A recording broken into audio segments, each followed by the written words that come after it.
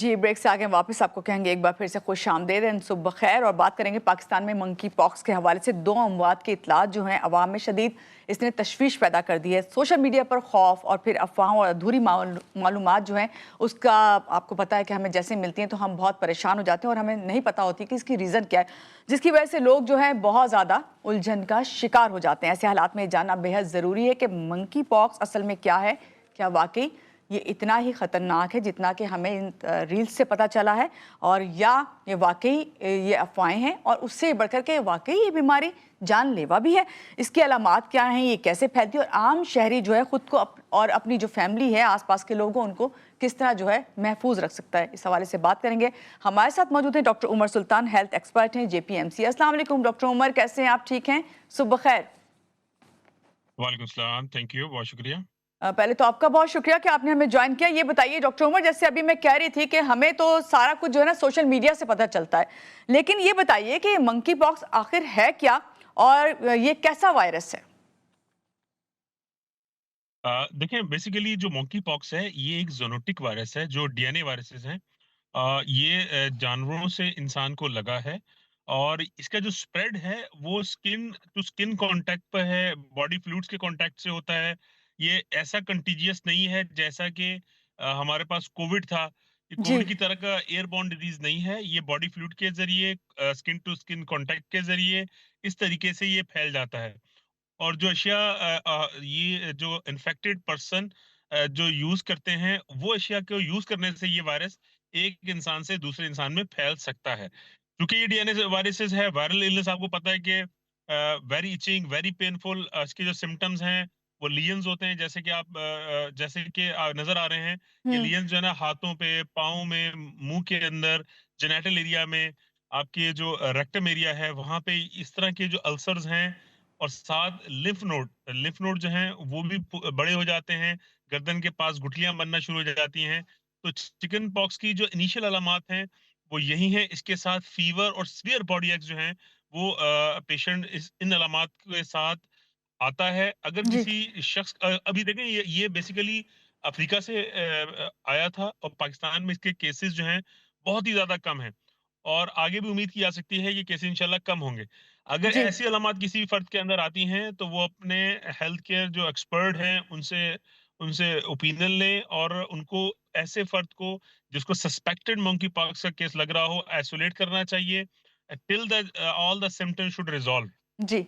अच्छा डॉक्टर उमर, अभी आपने ज़िक्र किया, एक तो ये कि कंटीजियस नहीं है, दूसरा आपने कहा कि लिम्फ नोड जो हैं अगर आपको ज़ाहिर होती हैं आपकी नेक पे या कहीं भी बॉडी पे तो ये आप अलामात हैं। लेकिन डॉक्टर साहब मुझे लगता है कि नॉर्मली भी इंसान की बॉडी में कहीं न कहीं लिम्फ नोड्स होती हैं। अक्सर हम कभी कोई अपना चेकअप कराने जाएँ और एक्स-रे हो रहा हो या आपका अल्ट्रासाउंड हो रहा हो तो उसमें लिम्फ नोड्स का पता चलता है। आप ये बताइए कि अगर अचानक कोई लिम्फ नोड आ जाती है तो उसके लिए आपको तशवीश का शिकार होना चाहिए, डॉक्टर के पास जाना चाहिए, या उन छोड़ दें जो हैं तो उन पे आप कहें कि वो तो इससे ताल्लुक नहीं है मंकी पॉक्स का? नहीं नहीं, देखिए इसमें देखिए मैंने ये कहा कि सिर्फ लिम्फ नोड नहीं, क्या ये लीजन्स भी है ना, ये जो आपको नजर आ रहे हैं जी। स्किन के ऊपर जी। जो अलामात नजर आ रही हैं, जो रैशेस नजर आ रहे हैं, ये अलामात हों, बॉडी एक्स हों, फ्लू लाइक इलनेस हो, बुखार हो और साथ लिम्फ नोड हो और आपकी ओके। ट्रैवलिंग हिस्ट्री हो या आपका किसी जानवर के साथ कांटेक्ट हुआ हो जो कि ये जरासीम कैरी करते हैं, तो फिर आप सस्पेक्ट किया जा सकता है। ठीक देखिए है। लिम्फ नोड आम मेरे और आपके तो लिम्फ नोड नहीं, अल्लाह का शुक्र है, लेकिन अगर किसी भी फर्द के अंदर लिम्फ नोड पाल्पेबल होते हैं तो जरूरी तौर पर वो एक्सपर्ट ओपिनियन लाजमी ले। लाजमी नहीं कि वो मंकी पॉक्स की वजह से हो, किसी और 10 से दीगर वजूहत भी होती हैं जिसमें हुँ। इन्फेक्शंस हैं, जिसमें में और बहुत सारी डिजीज हैं जिसके अंदर लिम्फ नोड पाल्पेबल हो सकते हैं। हुँ। ये सिर्फ एक लिम्फ नोड इसका जो है ना वो अलाम अलामत नहीं है। ठीक है। डॉक्टर उमर, अभी हम ये पढ़ रहे थे और मैं बता रही थी कि पाकिस्तान में जो है ये मंकी पॉक्स से 2 अमवात जो हैं उसकी इत्तलात हैं। तो क्या वाक़ई इतना ही खतरनाक है कि इससे अमवात भी हो सकती हैं? जी, बिल्कुल हो सकती हैं अमवात। इसकी जो लेकिन इसकी जो मोर्टेलिटी है वो एज़ सच ज़्यादा नहीं है एज़ कम्पेयर टू कोविड। हुँ। लेकिन इसकी जो मल्टी ऑर्गन सिस्टमिक इन्वॉल्वमेंट की वजह से डेथ हो सकती हैं। ये चूँकि जो प्रोन है मंकी पॉक्स जो है बच्चों में, ख़ास तौर पे जो प्रेग्नेंट वुमेन है उनमें, और जिनकी इम्यूनिटी वीक होती है उनमें लगने के चांसेस होते हैं। हुँ। और उनके अंदर ही जो मोर्टेलिटी का रेशियो है वो ज़्यादा है as compare to healthy person. सही। अभी आपने बताया कि ये इतना कंटीजियस नहीं है, लेकिन फिर भी एक दूसरे से आपका अगर ख़ास तौर से अगर जब मंकी पॉक्स किसी को हुआ है तो उससे लग सकता है किसी को, तो क्या एहतियाती तदाबीर करनी चाहिए अगर आपको पता चल जाए कि आपके घर में कोई ऐसा पेशेंट है या किसी को ये अलामात ज़ाहिर हुई हैं? देखें, अगर ये अलामत ज़ाहिर हो गई हैं और जब तक मुझे कन्फर्म नहीं आ जाती, आपको आइसोलेट करें। ये isolation till all the symptom, all the rashes और ये जो स्किन की अलामात हैं, ये अच्छी तरह रिज़ॉल्व ना हो जाएँ। इनकी जो इस्तेमाल की अशिया हैं, वो भी इनकी सेपरेट कर देनी चाहिए। चूँकि ये मैंने बताया ना कि ये फैलता है स्किन टू स्किन कॉन्टैक्ट से, बॉडी फ्लूइड से। तो उनकी जो इस्तेमाल की चीज़ें हैं, उनकी जो तमाम यूज़ेज़ वाली आइटम्स हैं, उनको सेपरेट कर देना चाहिए जी। टिल द सिम्पटम रिजॉल्व, यानी दूसरे लफ्जों में इनको क्वारंटीन कर देना चाहिए जैसे हम कोविड में करते थे। ठीक है। अच्छा, ये आपने कहा कि इनको क्वारंटीन कर देना चाहिए, जिस तरह कोविड का सिलसिला था कि अलग हो जाएँ बिल्कुल, हाँ, आइसोलेशन में थोड़ा-सा चले जाएँ। लेकिन यहाँ पे सवाल ही पैदा होता है, क्या मंकी पॉक्स का इलाज जो है वो मुकम्मल तौर पे मुमकिन है, या फिर जब अलामात होती हैं बस उन अलामात को जो है ट्रीट किया जाता है? लेकिन टिल टुडे कोई एफडीए अप्रूव कोई मेडिसिन अभी तक अवेलेबल नहीं है कि जो मंकी पॉक्स वायरस के डायरेक्ट कोई ट्रीटमेंट हो। क्योंकि ये वायरल इलनेस है, ये अपना टाइम ड्यूरेशन पूरा करके 2 टू 4 वीक्स के अंदर खुद ब खुद रिजॉल्व हो जाएंगे। तो इनके लिए सपोर्टिव ट्रीटमेंट दी जाती है। जी। स्किन लीजन है तो उनकी ऑइंटमेंट दे दी जाएगी। बुखार है तो पैरासिटामोल के से उनका बुखार कम किया जाएगा। हाइड्रेट रखा जाएगा, न्यूट्रिशन अच्छी की जाएंगी। विटामिन सी डी का अच्छा रोल है इसके अंदर।